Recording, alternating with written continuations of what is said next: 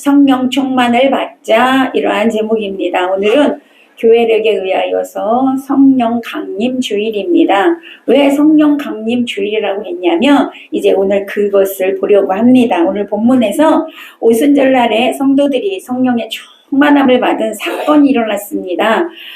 그것을 기록한 것이 오늘 본문 사도행전 2장 1절에서 4절의 말씀입니다. 오늘 1절을 보게 되면 오순절날이 이미 이름에 그들이 다 같이 한 곳에 모였더니 라고 기록이 되어져 있습니다. 여기서 오순절, 구약에서 지켰던 절기입니다. 오순절은 6월절 주간에 처음 추수한 보리단을 안식 후 첫날, 그 당시 안식일은 토요일이었습니다. 안식 후 첫날, 이제 일요일 날에 하나님께 흔들어 드리는 제사를 드리기 위해서 첫 곡식단을 이제 하나님께 드렸어요. 그게 초실절이라고 합니다. 그로부터 50일째 되는 날이 오순절날입니다. 자, 이 50일이 왜 정해졌냐면 77절 다음 날이 오순절인데 이 77절은 주일이 7번. 그래서 7 곱하기 7, 77에 49, 49일. 그래서 7이 2번. 7일이 7번, 77. 그래서 77절이다. 이렇게 불렀단 말이죠. 근데 이 절기가 어떻게 나왔냐면, 이 초실절날에 이스라엘 백성들은 처음 익은 첫 곡식단을 추수해서 하나님께 아까 드린다고 했잖아요. 그래서 이제 이스라엘 나라는 길게 돼 있어요. 이렇게 길게 돼 있는데, 예루살렘의 성전에서 이제 그 제사를 드리기 위해서 첫 번 보리 추수를 끝에, 북쪽에 끝에서부터 그 곡식단을 갖고 오는 거예요. 가지고 와요. 그러면 그 밑에 있던 사람들이 또 처음 첫 곡식을 가지고 오고, 이게 북쪽이 제일 먼저 익는데요. 그럼 거기서부터 차근차근 곡식단을, 처음 익은 곡식단을 성전으로 가지고 오는데 며칠이 걸리냐? 49일이 걸렸다 이 말이에요. 그래서 77절이 나온 거예요. 그리고 그 다음 날이 주일인데 그 다음 날이 50일. 그래서 오순절로 이렇게 지켰습니다. 그래서 이제 오순절이 지키게 돼서 오늘날까지 지키게 된 것이죠. 그런데 그 신약에 와서 이 오순절 아래, 자, 예수님의 6월절날 돌아가셨죠. 십자가에서 6월절날 돌아가시고 초실절날 첫 곡식단을 드리는, 첫 열매를 드리는 초실절날 예수님이 부활의 첫 열매로 부활하셨습니다. 신약과 구약이 연결되지요. 첫 열매 드리는 날에 부활의 첫 열매 대신 예수님이 부활하셨다 이 말이에요. 그리고 이 땅에서 40일 계시면서 제자들을 가르치시고 40일 가르치시고 승천하시고 10일 후에, 즉 오순절날 성령이 임하게 된 것입니다.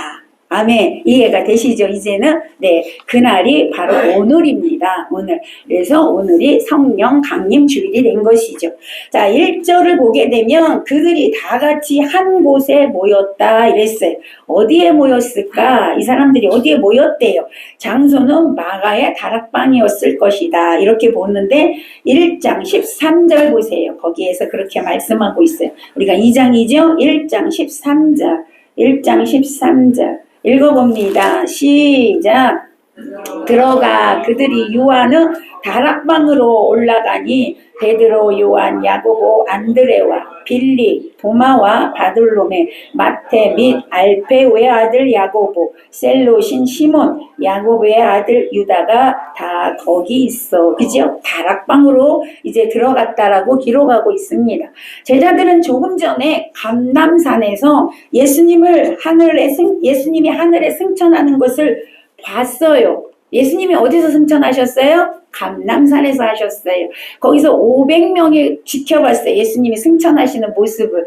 그때 이제 예수님께서 승천하시기 전에 이제 너희는 예루살렘을 떠나지 말고 아버지가 약속한 것을 받기 위해서 예루살렘에 머물러 있어라 라는 말씀을 받았어요. 500명이 지켜봤는데 다른 사람 380명은 그 약속의 말씀을 듣고도 다 가버렸어요. 근데 120명만 그 말씀을 듣고 오늘 어디로 간 거예요? 다락방. 마가의 다락방으로 가게 됐다라는 것이죠.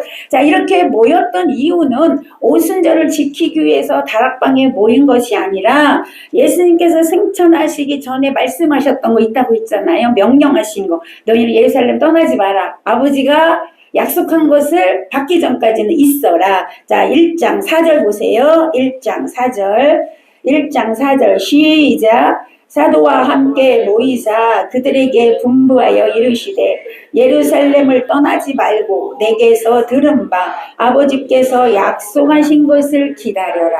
아멘. 약속하신 게 뭐냐? 성령이었습니다. 그러니까 이 성령을 받기 위해서 예루살렘에서 기다려라. 이 말씀을 받은 120명이 이제 그 마가의 다락방으로 가서 성령을 받기 위해서 모여 있었던 것입니다. 자, 그러면 이들이 모여서 뭐 했을까요? 1장 14절 보세요. 1장 14절 읽습니다. 시작. 여자들과 예수의 어머니 마리아와 예수의 아우들과 더불어 마음을 같이하여 오로지 기도에 힘쓰니라. 여러분, 마가의 다락방에 모여서 뭐 했다고요? 오로지 기도에 힘쓰니라. 이렇게 기도했더니 놀라운 일이 일어났어요. 성령이 임했습니다. 강하게 임했어요. 자, 다시 본문으로 와서 2절에서 3절 읽어봅니다. 시작.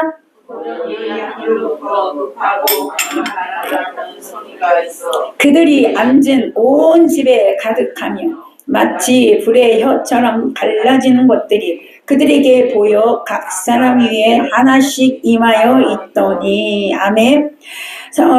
성령님께서 마가의 다락방에 모여있던 120명 모두에게 강하게 임하셨는데 어떤 모습으로 임하셨냐면 하늘부터 강한 바람같이 또 불같이 임했다라고 기록하고 있습니다. 마치 돌풍이 일어나는 것처럼 거세게 불어오는 그런 성령의 충만함이 임했다라는 것이죠. 성도들은 바람 같은 소리를 들었대요. 분명히 기록하고 있죠. 소리가 있었다. 그러나 성령의 형상은 볼 수는 없었습니다. 성령은 거룩한 삼위일체 하나님의 한 인격이기 때문에 영이기 때문에 인간의 눈으로는 볼 수가 없습니다. 그런데 여기 보면 마치 바람같이 그랬어요. 여러분, 바람을 눈으로 볼 수 있어요? 없어요. 그러면 바람을 어떻게 알 수 있어요? 자, 여기 지금 꽃이 움직이는데 선풍기 바람이 있으니까 움직이는 거잖아요. 아, 이걸 보세요. 이게 움직일 때 바람이 있구나. 나뭇가지가 흔들리면 바람 부는구나. 바람에 부는 소리는 들려요, 안 들려요? 들리잖아요. 이렇게 샥샥 들리잖아요. 그러니까 이런 소리로 또 이런 움직임으로 바람을 알 수 있는 것처럼 성령님도 바람처럼 왔으니까 성령님의 형상은 볼 수 없지만 성령님이 지금 임했구나 라고 알 수가 있었다는 것이죠. 소리로 들을 수 있었대요. 분명히 그렇게 말씀하고 있어요. 자, 두 번째는 어떤 모습으로 성령님이 오셨냐면 급하고 강한 바람 같은 소리, 그 다음에 불의 혀처럼 갈라지는 것들이 각 사람 위에 하나씩 임하였다 라고 누가가 기록하고 있어요. 자, 여러분, 사도행전은 누가 기록했어요? 누가가 있어요. 아멘. 대부분 다 바울이 했다라고 하거든요. 아니요, 바울의 행적을 누가가 기록한 거예요. 그래서 누가가 그렇게 기록했어요. 불의 혀처럼 갈라지는 것들이 각 사람 위에 하나씩 있었다. 여러분 머리 위에 하나씩 불이 임했다는 거예요. 그러니까 여러분, 누가는 그것을 봤다라고 기록해요. 그죠? 불은 보였어요. 바람은 우리가 볼 수 없어요. 불은 보여요, 안 보여요? 보이잖아요. 우리 인간의 눈으로 보이잖아요. 여기서 그 불이 보였대요. 성령의 불인데 보였대요. 여러분, 구약시대는 하나님의 임재를 불로 많이 보여줬거든요. 그래서 출애굽기 3장에 보면 호렙산에서 하나님께서 모세를 부르실 때 어떻게 부르셨냐면 불로 부르셨어요. 호렙산에서 불이 막 타고 있어요. 떨기나무가 막 타고 있어요. 불이 활활 타오르는데 떨기나무가 타지 않아요. 희한하잖아요. 불이 타는데 떨기나무가 타지 않아요. 너무 신기했어요, 모세가. 그래서 거기에 이끌려서 하나님 앞으로 가게 됩니다. 그리고 사명을 받게 되죠. 예전에 부흥강사 목사님들이 그런 간증을 많이 했어요. 한 80년대에 어느 교회에서 부흥회를 하는데 얼마나 성령이 강하게 임했는지 실제로 그 교회가 불이 활활 타올랐대요. 눈으로 보인 거예요. 그래가지고 어떤 사람은 불났다고 신고를 했다고 합니다. 근데 성전은 탔다 안 탔다? 안 탔다는 거죠. 그래서 소방서가 왔다가 그냥 갔다고 합니다. 그처럼 강력하게 불이 임했던 적이 있었습니다. 사실은. 예. 자, 그래서 여기에 다락방에 모인 사람들 머리 위에도 이렇게 불이 붙었지만 타지는 않았던 것이죠. 얼마나 성령이 강하게 임했는지를 알 수가 있습니다. 이날에 그들이 성령 세례와 성령의 충만함을 동시에 받았다라는 것이죠. 자, 4절을 한번 볼까요? 4절 읽어봅니다. 4절 시작. 다 성령의 충만함을 받고 성령이 말하게 하심을 따라 다른 언어들로 말하기 시작하니라. 성령이 임하니까 막 다른 언어가 하게 됐더라고 기록하고 있어요. 자, 먼저 여러분 성령에는 성령 세례와 성령 충만이 있습니다. 성령 세례는요, 구원의 순간에 단회적으로 이례적으로 나타나는 현상입니다. 성령이 임하는 현상이에요. 그래서 하나님의 말씀을 듣고 믿는 자에게 하나님은 구원을 주시기 위해서 성령을 부어주십니다. 그것을 우리는 성령의 내재라고 합니다. 왜 성령을 부어주시냐면 성령이 아니고서는 하나님을 아버지라고 부를 수가 없습니다. 예수 그리스도를 나의 주인으로 시인할 수가 없습니다. 그리고 온전한 그리스도의 사람으로 살아갈 수가 없기 때문에 성령을 부어주신다는 거예요. 자, 성령 세례를 받으면 우리에게 주어지는 특권이 있어요. 그게 뭐냐? 하나님의 자녀가 되는 권세입니다. 요한복음 1장 12절에서 13절에 보면 영접하는 자 곧 그 이름을 믿는 자들에게는 하나님의 자녀가 되는 권세를 주셨으니 이는 혈통으로나 육정으로 나지 사람으로 뜻으로 나지 아니하고 오직 하나님께로부터 난 자들이다, 이렇게 말씀하고 있어요. 그러므로 성령이 임하시면 하나님의 자녀가 되는 권세를 받게 된다는 것이죠. 그래서 갈라디아서 4장 6절에 보면 너희가 아들인 고로 하나님이 그 아들의 영을 우리 마음 가운데 보내사 아바 아버지라 부르게 하셨느니라. 아멘. 여러분이 지금 하나님을 아버지라고 부르고 예수님을 나의 구주라고 고백하고 나의 주인으로 스스로 고백이 된다면 여러분 성령 세례 받은 겁니다. 아멘.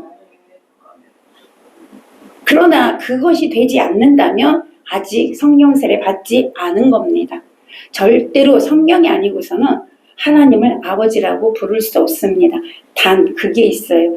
억지로 시키니까, 목사가 하래니까 하는 사람도 있습니다. 그거는 아니라는 거예요. 스스로 내 마음에서 정말 하나님이 나의 구주시라고 나오는 자는 성령 세례를 받은 거예요. 자, 여러분 믿음에는 3단계가 있습니다. 믿음에는 3단계가 있는데 첫 번째는 인식하는 단계. 인식하는 단계. 아, 그런 거구나. 아, 예수님이 우리 인간을 살리려고 십자가에 죽었다고 하는구나. 이렇게 인식하는 단계. 몰랐어요. 지식으로 몰랐는데 그런 거구나. 아는 단계. 첫 번째 아는 단계. 거기서는 믿음이 없겠지요. 그죠? 확신도 없죠. 확증도 없습니다. 자, 두 번째 단계는 뭐냐면 동의의 단계. 동의의 단계. 그것이 맞구나. 자, 인정하는 단계. 처음에는 아는 단계. 그 다음에는 인정하는 단계. 여기까지도 여러분 믿음이라고 할 수가 없습니다. 지식으로 아는 거예요. 여기까지도. 인정하는 단계. 자, 세 번째는 뭘까요? 확신의 단계입니다. 믿어집니다. 아멘. 믿어져요. 여기까지 가셔야 돼요. 우리 모두가. 이 믿음의 단계. 이제는 의심치 않아요. 의심치 않는 믿음. 확신하는 믿음. 이 믿음이 3단계가 될 때 그때는 성령 세례를 받게 된다는 것이죠. 여러분 혼미한 심령 가운데 믿음의 확신이 있을 수가 없습니다. 여러분은 이 3단계 중에 믿음이 어느 단계에 있습니까? 여러분은 다 3단계인 줄로 믿습니다. 다 그렇게 되시기를 축복합니다. 여러분이 교회 나오셨다면 모두가 성령 세례를 받고 예수 그리스도를 나의 구주로 여러분 의심 없이 믿고 하나님의 자녀 되는 권세를 가지고 살아가야 될 줄로 믿습니다. 자, 여기서 충만하다고 했어요. 오늘 본문에 보면, 자, 충만하다는 것은 마치 그릇에 물이 가득 차, 넘칠 정도로 차 있는 상태를 말합니다. 그래서 살짝만 움직여도 물이 흘러 넘칠 수 있는 그런 상태가 충만인 것이죠. 오순절날 120명에게 이 물이 넘치도록 충만한 그런 성령님께서 임하셨다, 이 말인데, 이것이 무슨 말이냐면 그 사람의 마음과 생각과 영혼에 예수 그리스도, 즉 진리로 충만하게 차 있었다, 이런 뜻이죠. 성령 충만은 하나님의 명령입니다. 선택이 아니에요, 여러분. 받아도 되고 안 받아도 되는 게 아니고 예수님의 명령입니다. 여러분의 의무입니다. 의무는 해야 돼요, 안 해야 돼요? 해야 되는 거예요. 그래서 우리는 모두 성령 충만 받아야 된다, 그 말이에요. 자, 바울은 이 성령 충만을 어디에 비유를 했냐면 술 취함에 비유했어요. 술 취하는 거예요. 그래서 바울은 그렇게 말했습니다. 술 취하지 마라. 이는 방탕함이니 성령의 오직 성령의 충만함을 받으라. 아멘. 성령의 충만함을 받으라. 자, 성령 충만은 반복적으로 계속 받는 거예요. 아까 성령 세례는 뭐라 그랬어요? 한 번, 단회적으로 한 번 받는 거예요. 네. 근데 성령 충만은 매일 받아야 되는 거예요. 여러분, 이렇게 보면 저 예전에 성령 충만하게 받았어요. 방언도 받았고요, 은사도 있고요, 성령 충만했어요. 막 날라다녔어요. 지금은 어떠냐고. 지금은 여러분, 옛날 성령 충만 받은 거 아무 소용없어요. 지금 받으셔야 돼요. 아멘. 지금 충만하셔야 돼요. 여러분, 우리 신앙생활은 현재입니다. 항상 현재입니다. 항상 현재. 지금 성령 충만 받아야 돼요. 한 번 받은 거로 영구적으로 여러분 그 효력이 발생하는 게 아니라는 거예요. 계속 충전해요. 여러분, 자동차 다 타시잖아요. 기름 충전했어. 많다. 그러면 다시 안 넣어요? 또 넣어요, 안 넣어요? 또 넣잖아요. 기름이 있어야 자동차가 가죠. 마찬가지예요. 여러분, 그것처럼 우리는 성령으로 날마다 충만하게 채워져야 된다, 이 말입니다. 자, 바울이 말하는 성령 충만은 그럼 뭘까? 조금 전에 말씀드렸어요. 술 취함에 비유했다고. 자, 바울은 성령의 충만함을 이렇게 술 취함에서 비유했는데, 성령 충만함을 받은 제자들을 보고 본문에서도 성령 충만 받은 자들에게 뭐라고 얘기했는지 13절 읽어보세요. 사람들이 그들 성령 충만을 받은 제자들을 보고 뭐라고 얘기했는지 13절 시작. 조롱하여 이르되 그들이 새 술에 취하였다 하더라. 뭐에 취했대? 술에 취했대. 자, 가만히 생각해 보면 아, 성령 받는 거, 성령 충만과 술 취함이 같구나. 보여지는 현상이 비슷하구나. 이걸 알 수가 있다라는 것이죠. 왜 그러냐면 무엇인가, 어떤 거에, 어떤 것에 지배를 받고 있는 게 같다, 이 말이요. 지배를 받고 있는 것이. 자, 그러니까 여러분, 술 취한 사람은 뭐에 지배를 받아? 술의 지배를 받아. 그래서 내가 내 의지로 살 수가 없어. 술에 이끌리는 대로 사는 거야. 술이 이끄는 대로 살아. 그래갖고 전혀 다른 사람이 돼버려.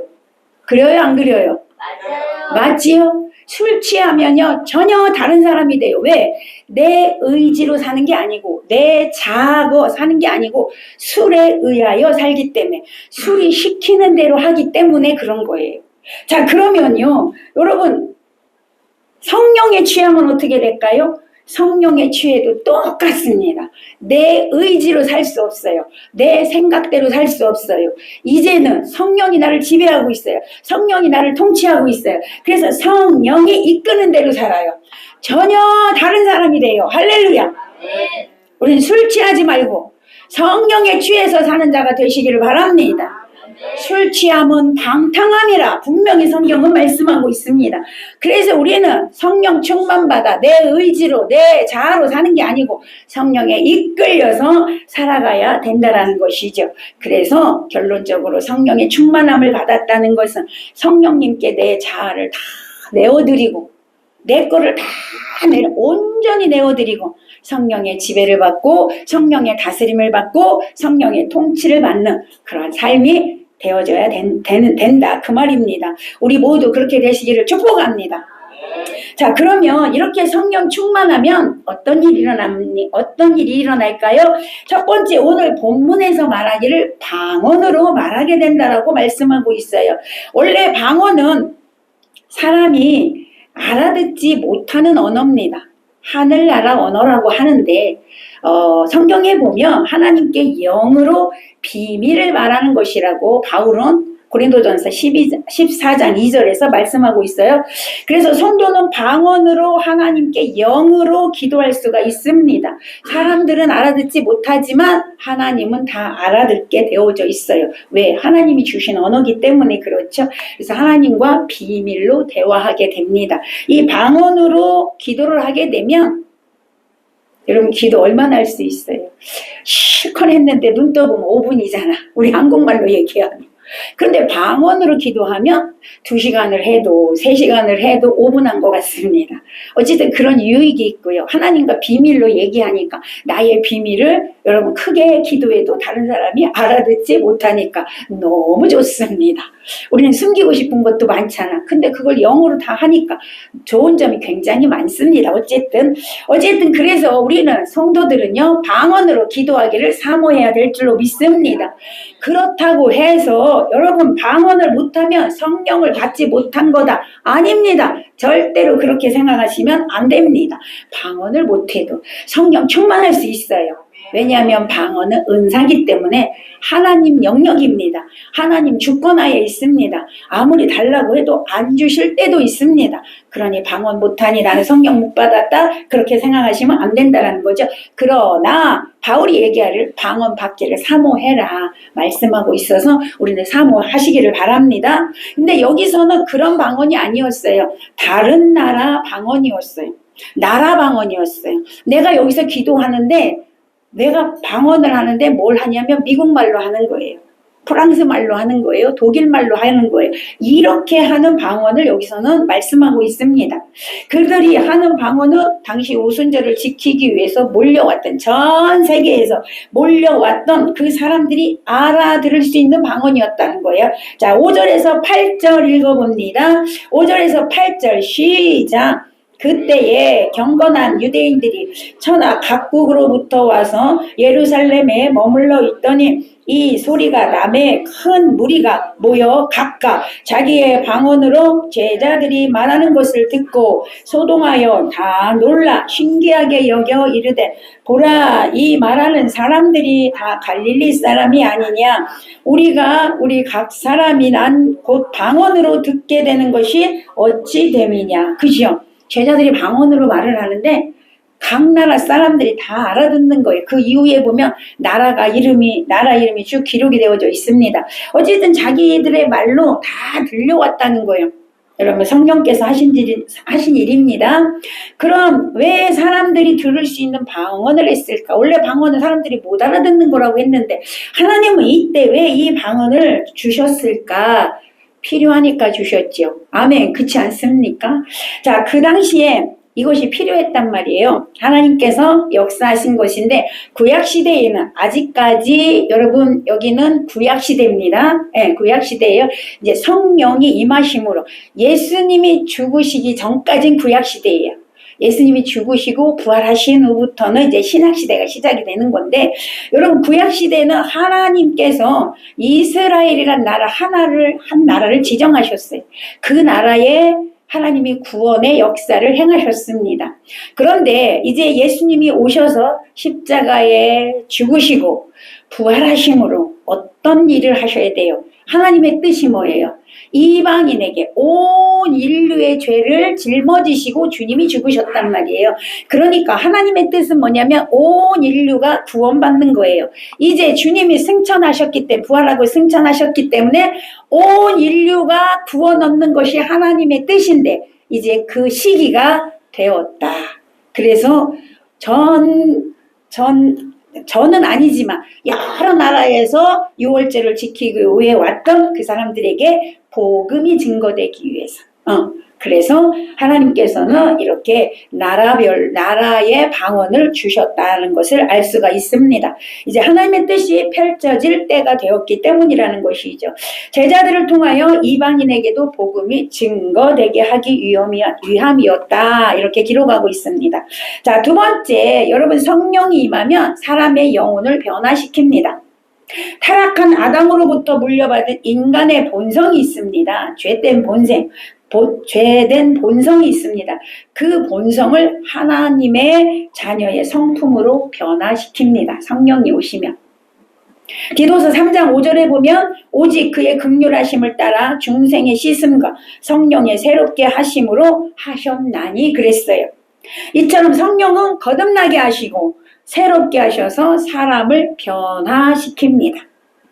자, 세 번째, 성도로 하여금 성령의 열매를 맺게 하는 사역을 하십니다. 여러분 성령의 열매 다 아시죠? 사랑과 희락과 화평과 오래 참음과 자비와 양성과 충성과 온유와 절제. 이것은 성령님께서만 맺을 수 있게 하시는 겁니다. 우리의 힘으로 할 수 없는 것입니다. 그래서 성령이 그 마음에 역사하는 사람은 예수 그리스도를 닮아가게 되는 것이고요. 변화되는 것입니다. 이것을 신학적 용어로 성화라고 하는데, 그래서 성령의 열매를 맺게 된다는 것이죠. 자, 네 번째, 성령님은 우리의 신앙의 양심의 말씀을 하십니다. 여러분 이런 경험하셨을 거예요. 여러분이 죄를 지으면 여러분 안에 성령님이 꾸짖으십니다. 그리고 말리십니다. 내 안에서 하면 안 된다. 이거 하면 안 되는데, 하면 안 되는데 라는 소리가 막 들려옵니다. 양심의 소리가. 여러분 예수를 믿지 않으면 양심이 죽었습니다. 그래서 양심의 소리를 못 듣습니다. 그래서 흔히 세상에서 뭐라 그래? 저 사람은 양심이 있나 없나 얘기해요, 안 해요? 양심이 없어. 어째 사람이 양심이 없어. 이렇게 얘기하잖아요. 양심이 죽었다 이 말이에요. 그러나 예수 믿으면 양심이 살아납니다. 그래서 하나님은 어디에다가 말씀하시냐면 여러분 각자의 양심에다가 말씀을 하십니다. 성령이 충만하면 양심의 소리가 들려옵니다. 그것이 성령의 음성입니다. 아멘. 여러분 성령의 음성은 귀로 들려오지 않습니다. 가끔 그렇게 하시는 경우도 있어요. 그러나 귀로 들려오지 않아. 귀로 들려오는 건 100%가 아니고 99%가 귀신의 음성입니다. 네, 1%는 하나님 가끔 하시는 경우 있어요. 그러니까 하나님은 우리 양심에 말씀하셔요. 그의 음성을. 그래서 우리는 양심의 음성을 들을 수 있어요. 자, 다섯 번째, 성령은 믿는 자로 하여금 그리스도와 진리를 증거하도록 하십니다. 성령 받으면, 따라서 하세요. 성령 받으면 전도하고 싶다. 아멘. 막 전도하고 싶어. 예수를 전하고 싶어. 왜? 성령이 내 안에서 너 전도하여라 하거든요. 그러니까 하는 거예요. 성령 받으면 전도하게 돼요. 내 자랑은 없어지고요. 그리스도의 자랑만 있어요. 그리스도만 높이게 돼요. 그것이 성령 받은 자의 증거입니다. 이 외에도 성령의 역사는 다양합니다. 굉장히 많습니다. 그러나 다 여기서 할 수는 없고요. 어쨌든 이렇게 간단하게 5가지로 말씀드렸어요. 여러분 성령 충만 받아야 될 줄로 믿습니다. 성령 받아야 합니다. 반드시 받아야 합니다. 하나님께서는 모든 믿는 성도들에게 성령을 부어주시겠다고 이미 약속하셨습니다. 요엘서 2장 28절에서 내가 내 영을 만민에게 부어주리니. 아멘. 구약시대는 성령이 보편적으로 운행하던 시절이 아닙니다. 시대가 아닙니다. 특별한 사람에게, 사역자들에게, 특별한 자들에게만 성령이 역사하셨어요. 근데 신약에 와서 뭐 하는 거예요? 요엘서 2장에 예언했어요. 이제 신약에 가면 예수님이 오시게 되면 만민에게, 모두에게 성령을 부어주시겠다라고 말씀하고 있습니다. 그래서 예언도 하게 되고 꿈도 꾸게 되고, 예언하게 되고 환상도 보게 되고 이런 일들이 일어나게 하신다라는 것입니다. 여러분 모두가 저는 그렇게 되기를 바랍니다. 모든 믿는 사람은 성령 충만을 받을 수 있다. 할렐루야. 그럼 언제 받아요? 성령 충만을. 언제 받을까요? 어떻게 해야 받을까요? 오늘 본문에 보니까 뭐예요? 말씀에 순종함으로. 어떤 말씀이었어요? 기다려라. 아멘. 성령을 기다려라. 이 말씀을 순종함으로 마가다락방에 모여서 기도에 전념했더니 성령이 임했다. 아멘. 여러분 말씀에 순종하고 기도하는 자에게 성령이 임하게 될 줄로 믿습니다. 간절히 사모할 때, 사모하면서 기도할 때 성령을 부어주시는 겁니다. 성령을 구하는데 삶은 엉망으로 살아. 그럼 성령님이 오시겠냐고요. 그렇지 않습니까?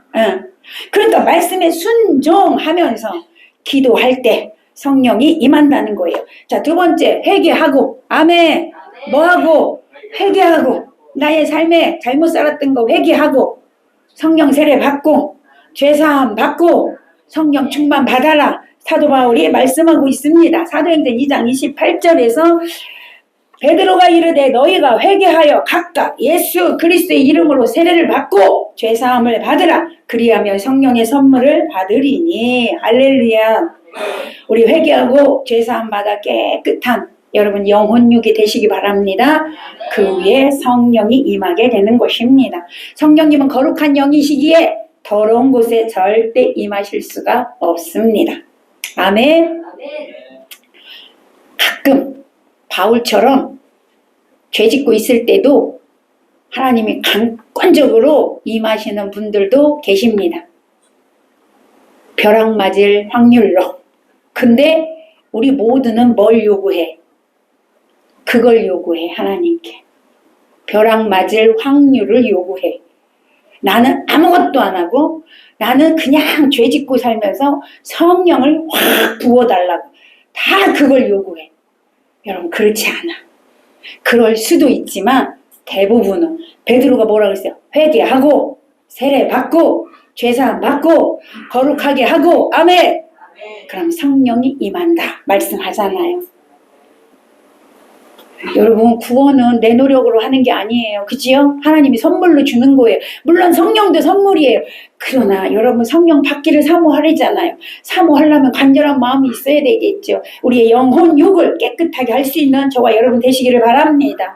자, 세 번째, 말씀을 듣고 배울 때 성령 충만했어요. 여러분 사도행전 10장에 보면 고넬료 이방인이에요. 고넬료 가정에 성령이 충만하게 임했는데 그 가족 모두에게 임했어요. 뭐 할 때 임했냐면 말씀을 받을 때 임했어요. 근데 말씀을 어떻게 받았냐? 거기에 보면 간절한 마음으로. 아멘. 간절한 마음으로. 여러분 기도도 간절함으로, 말씀도 간절함으로. 할렐루야. 그럴 때 성령의 충만함을 받을 수 있다는 거예요. 사랑하는 여러분, 우리 모두 회개하고 제사함 받고 말씀을 간절한 마음으로 받고 기도함으로 성령 충만 받으시기를 축원합니다. 말씀을 맺겠습니다. 오늘은 성령 강림 주일입니다. 오순절 다락방에 성령이 임한 사건을 하나님께서 우리에게 보여주셨습니다. 이것처럼 우리도 오순절에 성령이 충만하게 임하신 것처럼 우리들도 간절한 마음으로 사모하고 기도에 전념하고 말씀을 열심히 배움으로 성령 충만 다 받으시기를 예수님의 이름으로 간절히 축원합니다. 아멘.